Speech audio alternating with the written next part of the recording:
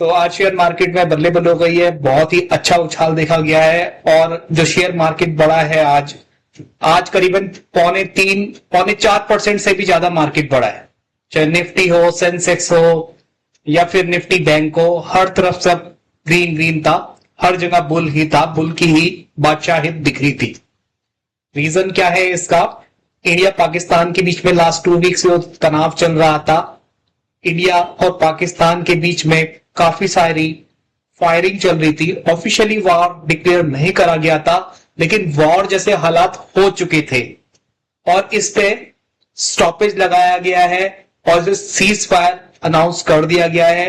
दोनों ही देश ने कह दिया है कि हां, अब कोई भी किसी के ऊपर फायरिंग वगैरह नहीं करेगा, जबकि इस बात को पूरी तरह से माना नहीं जा रहा। लेकिन ऑफिशियल स्टेटमेंट आ गई कंट्री की तरफ से, तो छुटपुट चल रहा होगा। लेकिन इससे मार्केट बहुत हैप्पी है, क्योंकि मार्केट वॉर वगैरह बिल्कुल पसंद नहीं करती है।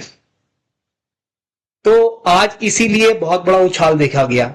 और जब इस तरह की अनसर्टेनिटी आती है तो गोल्ड हाई जाता है। लेकिन क्योंकि अब ये ट्रेड, अब एक तरह से ये सीज फायर डील हो गई है इंडिया पाकिस्तान के बीच में, तो गोल्ड के भाव आज गिर गए।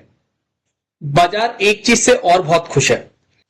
टैरिफ वॉर चल रहा था चाइना और अमेरिका के अंदर, उस पे भी एक स्टॉपेज आ गया है। जो इनकी स्विट्जरलैंड के अंदर जो मीटिंग हुई थी दोनों देश के रिप्रेजेंटेटिव के बीच में, उसका एक रिजल्ट ये आया कि यूएसए ने 145% से रिड्यूस कर दिया टैरिफ 30%, और चाइना ने टैरिफ कर दिया रिड्यूस 125 से 10%।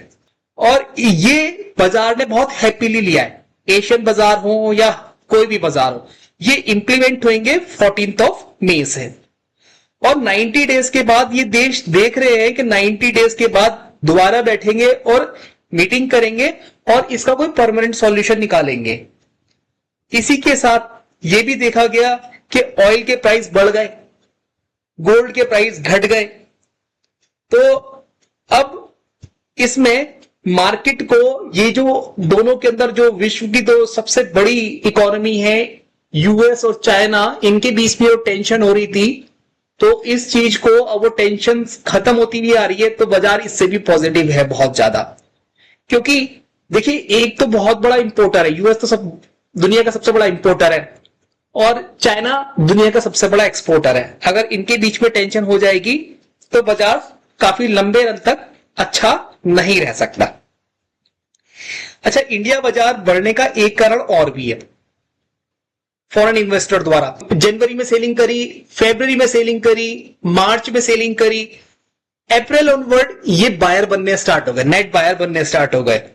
और जैसे मूडीज की रिपोर्ट आ गई, जैसे कि समीर अरोड़ा जी ने कहा था कि बाहर की जो फॉरेन इन्वेस्टर है उसे इंडिया एक अच्छी डेस्टिनेशन लग रही है कि as compare to China, as compare to US, कि यहां पे निवेश करा जाए। और यहां पे जब ये निवेश करेंगे तो ऑटोमेटिकली हमारे डोमेस्टिक बायर तो बाय कर ही रहे हैं, फॉरेन इंस्टीट्यूशनल इन्वेस्टर भी बाय करना स्टार्ट करेंगे तो मार्केट ऊपर जाएगा। और वो तभी बाय कर रहे हैं क्योंकि उन्हें कुछ ना कुछ इस मार्केट में दिख रहा है कि इंडिया की ग्रोथ स्टोरी उन्हें समझ में आ रही है एज कंपेयर टू चाहे यूएस है। क्योंकि यूएस के अंदर अब वो स्टेबिलिटी उन्हें दिख नहीं रही है। यूएस आता है, एकदम से टैरिफ सब पे लगा देता है, फिर बाद में कम कर रहा है, तो फायदा क्या हो गया इस चीज का? तो बताइए, अगर आपको ये मार्केट का आउटलुक अगर आपको अच्छा लगा तो प्लीज कमेंट कीजिए। और कुछ अगर छूट गया तो अगर आप कमेंट करेंगे तो मुझे भी अच्छा लगेगा, मुझे भी जानकारी मिलेगी।